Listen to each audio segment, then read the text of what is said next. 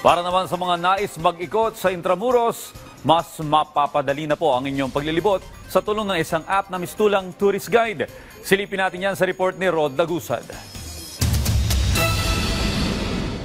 Nakapunta ka na ba sa Intramuros? Nalibot ang makasaysayang walled city? O nais bumalik at muling sariwain ng nakaraan na siyang mahalagang bahagi ng ating kasaysayan? Ngayon ay mas madali na ang bumisita dito, lalo't isang app ang binuo para rito. Makakatulong ang app para sa mga madalas na maligaw dito dahil may mapa ng pwedeng gamitin. Kasama na rito ang guide kung saan ba pwedeng pumunta rito.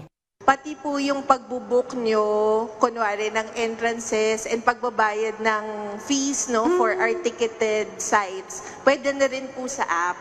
We have also a feature on DOT accredited tour guides para hindi po tayo masascam, mabubudol. You are sure na yung mabubook nyo po na tour guide is someone who has passed through the rigorous training. Magiging updated ka na din sa mga aktibidad na gagawin gaya ng libreng mga cultural event at maging iba pang mga anunsyo tulad ng road closures. Using these technologies are very important because we are merging not only the history but the actual living or lived experiences of people, not only tourists, but people around Intramuros. Maaaring subukan ang Intramuros app sa website na app.intramuros.gov.ph. Hindi pa to downloadable, ngunit may lalagay pa rin sa home screen ng inyong cellphones. Inaasahan ng Intramuros Administration na dahil dito, mas magiging accessible na ang Intramuros habang pagdating sa mga bilang ng bibisita dito.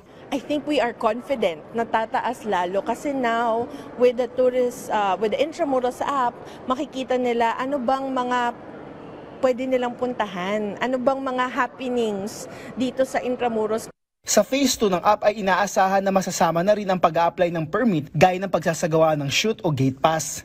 We're going to work on it in terms of in phases. Sabi nga kanina, hindi rin ganun kadali yung lahat ng nakaplano, but rest assured that paisa-isa yon.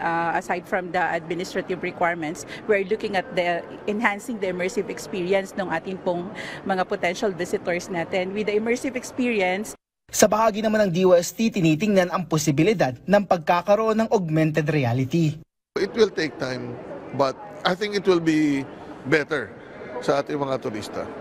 You're educating them and sharing the history, especially sa ating mga kababayan. I think we need to know our history.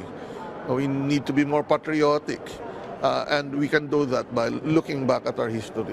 Sa tulong ng app, inaasahan na mas makikilala at matututo hindi lang ang mga Pilipino, kundi ang mga banyagang turista sa makasaysayang walled city, ang Intramuros. Rod Lagusad para sa Pambansang TV sa Bagong Pilipinas.